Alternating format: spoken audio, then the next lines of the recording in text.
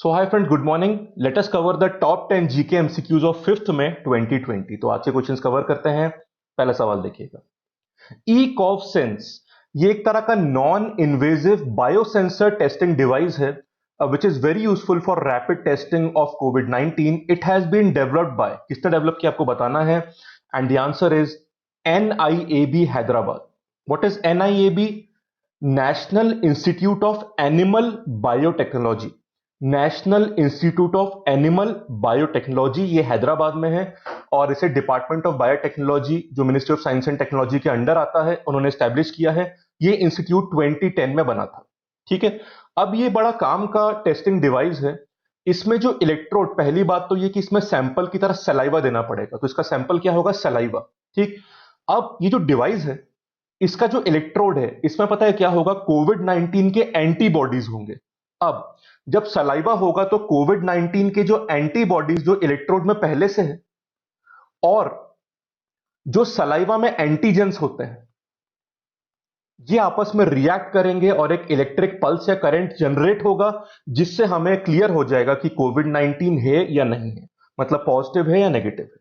तो इस कारण से ये टेस्टिंग बहुत जल्दी होगी, 10 to 30 सेकंड में पूरी हो जाएगी। ठीक है, बट दिस डिवाइस ये रेडी तो है but it is yet to get the approval from the government. तो गवर्नमेंट अप्रूवल का वेट करना पड़ेगा। अगर अप्रूव ठीक से हो गया तो फिर it will be a very good and a supportive thing in fighting Covid 19। ठीक है, इतनी जानकारी काफी रहेगी, आगे चलते हैं। Question number 2, army training command, ये वन ऑफ द कमांड्स है इंडियन आर्मी की, ARTRAC। So a new person has taken over this command. So who has assumed charge और assumed command of the army training command? The right answer is lieutenant general general Raj Shukla.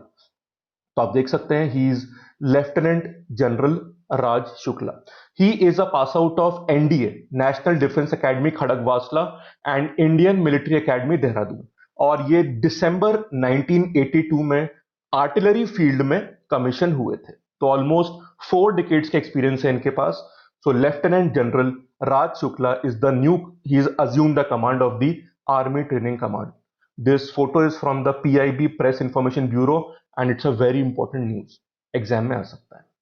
Third question, which is the highest civilian award for contributing or contributions in the field of promoting unity and integrity of India? तो इस field में India का highest civilian award कौन सा है? The answer is C option, Sardar Patel National Unity Awards. इन awards को announce करा गया था और इसका जो पूरा मतलब इनको जो पब्लिश करा गया था इसका नोटिफिकेशन, दैट वाज इन सितंबर 2019 और फिर इसका नॉमिनेशन प्रोसेस चालू हुआ था। नॉमिनेशन प्रोसेस को थोड़ा एक्सटेंड कर दिया गया है जून 30 तक, तो जून 30 तक इसके नॉमिनेशन फाइल हो सकते हैं और फिर इसे अनाउंस करा जाएगा। सो जो अनाउंसमेंट होगा, अवार्ड जीतता कौन है, वो अनाउंसमेंट भी हमारे लिए काफी इंपॉर्टेंट होगा फॉर द एग्जामिनेशन। फिलहाल ये भी काफी इंपॉर्टेंट है। ठीक है, तो Sardar Patel National Unity Awards. ठीक, so will have to wait. Announcement वाला पॉइंट और ज्यादा इंपॉर्टेंट होगा, उसका भी वेट करना पड़ेगा। Question number 4, union minister for rural development mister Narendra Singh Tomar has launch the Saras collection. अब ये सरस कलेक्शन जो है इसे कहां लॉन्च करा है आपको बताना है। उससे पहले बता दूं मैं आपको, नरेंद्र सिंह तोमर किसके मिनिस्टर हैं? रूरल डेवलपमेंट के भी हैं, पंचायती राज के भी हैं और एग्रीकल्चर मिनिस्ट्री के भी हैं। तो तीनों मिनिस्ट्रीज क्योंकि आपस में रिलेटेड है उनको इंटीग्रेट करके एक कॉमन मिनिस्टर रखा गया है। ये अच्छी अप्रोच है गवर्नमेंट की। अब उन्होंने लॉन्च किया सरस कलेक्शन, कहां लॉन्च किया है? The answer is GEM, government e market place. Government e market place अगर आपने नहीं देखा, वैसे मैं अपने वीडियो में कवर किया था, आप इसकी वेबसाइट पे जाइए, जेम की वेबसाइट पे। ये गवर्नमेंट ऑपरेटेड मार्केट प्लेस है, just like Amazon and Flipkart, और बहुत बढ़िया है ये। इसमें सारे प्रोडक्ट मिलते हैं आपको, तो इसको एक्सप्लोर जरूर करिएगा। इस वीडियो को देखने के बाद जेम, आपको गूगल पे वेबसाइट का लिंक मिल जाएगा, वहां से आप वेबसाइट पे जा सकते हैं। ठीक है, अब सरस कलेक्शन में होने क्या वाला है, जो डेली यूटिलिटी की चीजें हैं, ठीक है, उनको यहां पे रखा जाएगा सेल के लिए। और ये यूटिलिटी की चीजें किसने बनाई होती हैं? जो रूरल सेल्फ हेल्प ग्रुप है। तो जो rural self help group daily utility की चीजें बनाएंगे उनको मार्केट प्लेस प्रोवाइड करने के लिए और उनको एक्सेस प्रोवाइड करवाना किसके लिए? सेंट्रल और स्टेट गवर्नमेंट उनकी चीजें खरीद सकें, उस एक्सेस के लिए इनको जेम पे रखा जाएगा। तो it will be a online market place for these things for the state and central government. और इन्हें कौन बनाएगा? Rural self help group. अब इनके लिए 5 कैटेगरीज रखी गई, these categories are important. 5 categories, पहली है handicraft, this is the first category. Second category है handloom, handloom and textile, this is second category जहां पे प्रोडक्ट रखे जा सकते हैं। थर्ड कैटेगरी है ऑफिस एक्सेसरीज, ऑफिस एक्सेसरीज, ठीक है। फोर्थ कैटेगरी है ग्रोसरी, ग्रोसरी एंड पैंट्री, ठीक है। और फिफ्थ कैटेगरी है हमारी personal care, personal care and hygiene. ये 5 कैटेगरी में प्रोडक्ट रखे जा सकते हैं। एक चीज और, जेम एक डैशबोर्ड भी प्रोवाइड करेगा जहां पे जो भी नोडल ऑफिसर है सेंट्रल, स्टेट, डिस्ट्रिक्ट और ब्लॉक लेवल पे, वो भी इसको असेस कर पाएगा कि कितने ऑर्डर्स आ गए, कितने ऑर्डर फुलफिल हो चुके हैं, उस तरह से पूरी कहानी, ठीक है। और लगभग 11 स्टेट्स में कहानी शुरू हो चुकी है, जिसमें अराउंड 900 प्लस, 930 940 के आसपास self help group already active हो चुके हैं।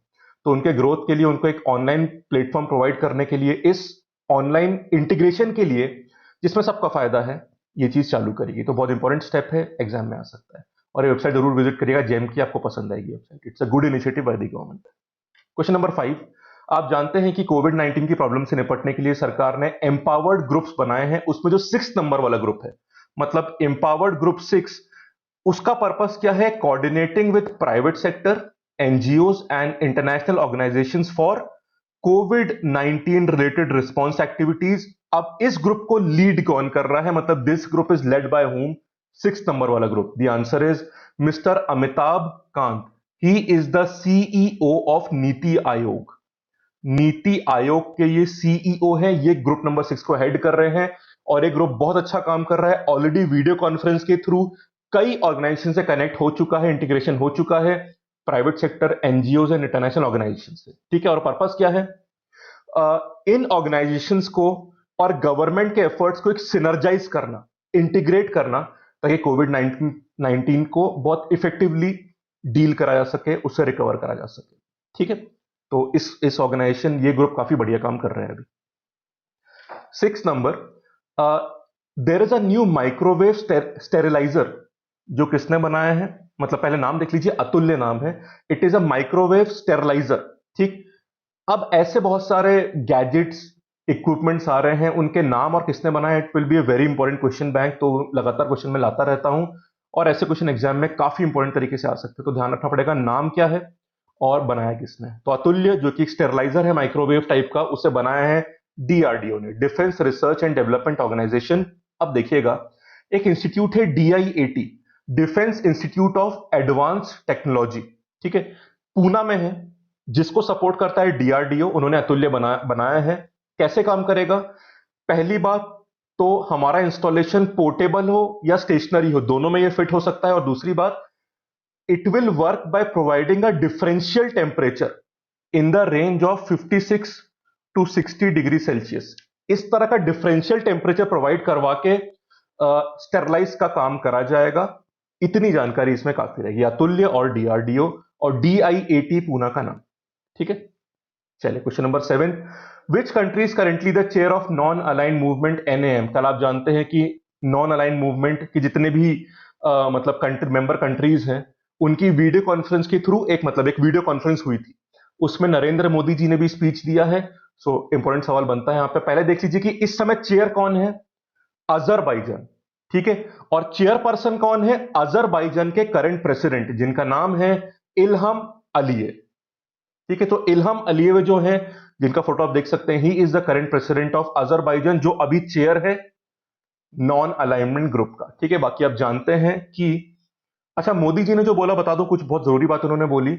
उन्होंने इंडिया का कंट्रीब्यूशन बताया कि इंडिया खुद कैसे लड़ रहा है कोविड 19 से, और किस तरह से बहुत सारी कंट्रीज को हेल्प कर रहा है, specially in providing the essentials and the medicine, ठीक है। और उन्होंने ये भी बोला that India is the pharmacy of the world.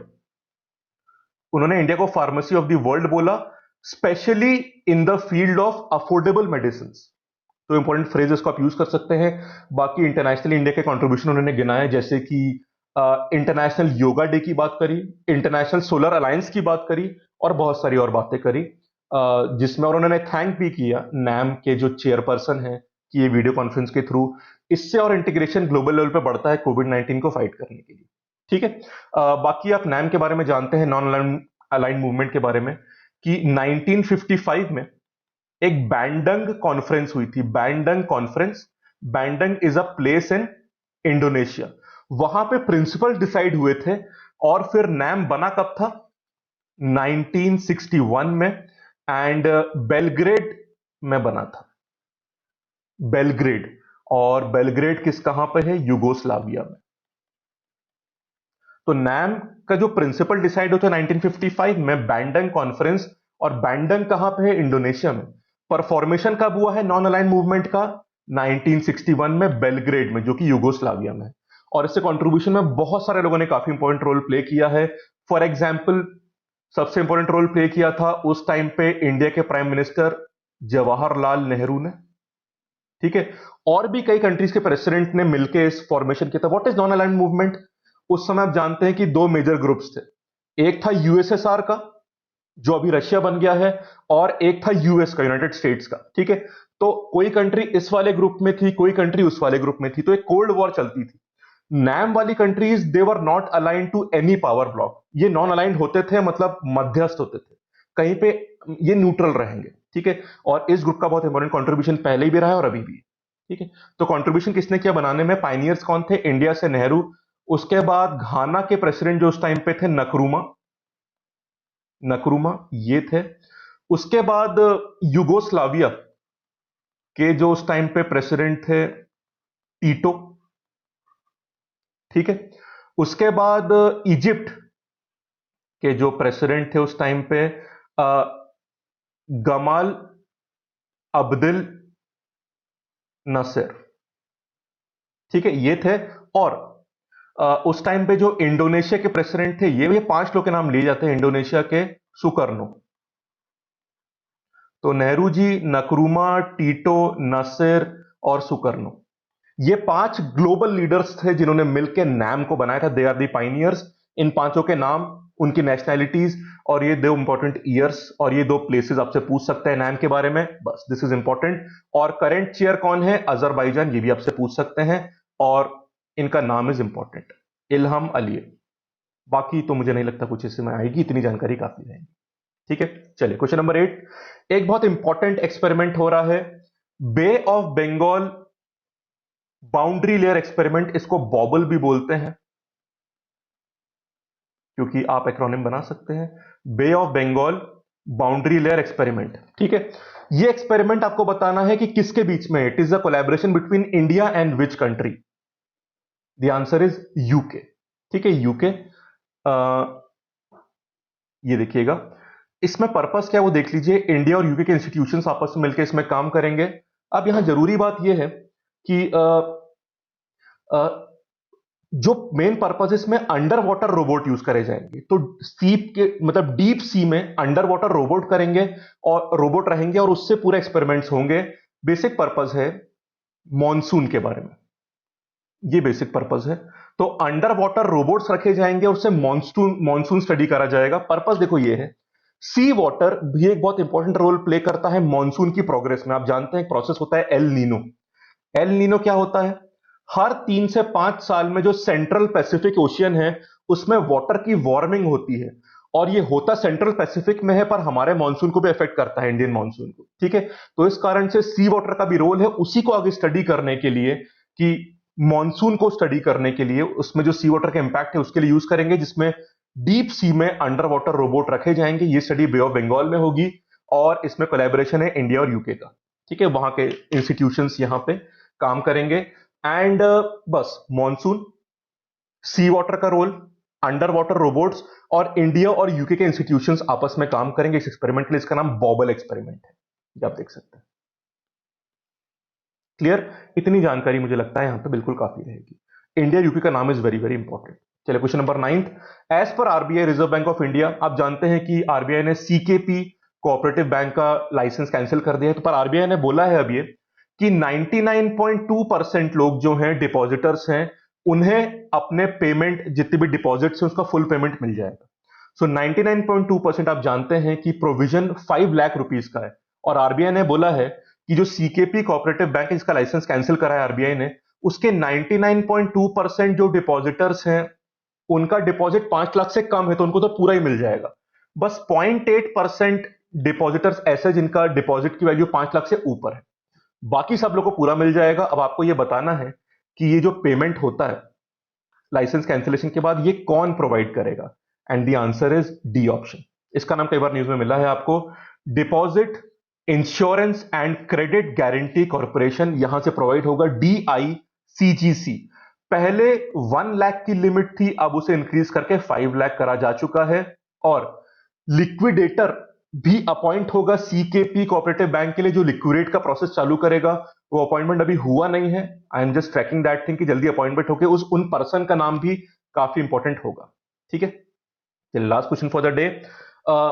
नई हेल्थ वार्निंग के रूल्स आए हैं, so there are new specified health warning on tobacco product packs. तो ये नई हेल्थ वार्निंग के रूल्स आ चुके हैं जो टोबैको प्रोडक्ट के पैकेट्स पे जो फोटो बना उसके बारे में। ये रूल्स कब से इफेक्टिव होंगे आपको बताना है, आंसर इज 1 सितंबर 2020। ये 2 फेज में होगा, एक फोटो में बताऊंगा, it is slightly disturbing photo.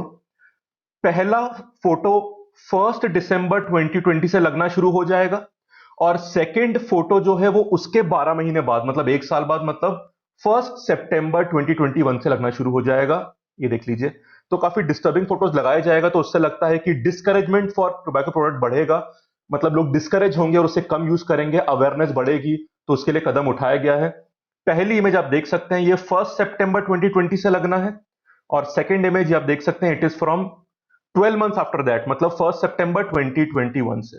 तो डिस्टर्बिंग इमेजेस लगाए जाएंगे टोबैको प्रोडक्ट के पैकेट्स में, कंपलसरी होगा, जिससे डिस्करेज होंगे लोग ऐसे प्रोडक्ट को लेने के लिए, बिकॉज वो लाइफ के लिए हानिकारक होते हैं, इसलिए वो नहीं लेने चाहिए। दे शुड बी प्रोहिबिटेड, बिल्कुल लोगों को नहीं लेने चाहिए, उसके लिए स्टेप लिया गया। ठीक है फ्रेंड्स, तो ये थे आज के टॉप 10 क्वेश्चंस। होपफुली आपको चीजें अच्छी लगी हो, यूजफुल लगी हो, काफी इंपॉर्टेंट सवाल हमको मिले आज। अगर वीडियो पसंद है तो वीडियो को लाइक कर दीजिएगा, अपने फीडबैक्स और कमेंट जरूर करिए, they are very useful for me. अच्छे हो या बुरे, दोनों तरह के कमेंट जरूर करिएगा, जो भी आपको ठीक लगता है, और चैनल सब्सक्राइब जरूर कर लीजिएगा। ठीक है, thank you, have a nice day.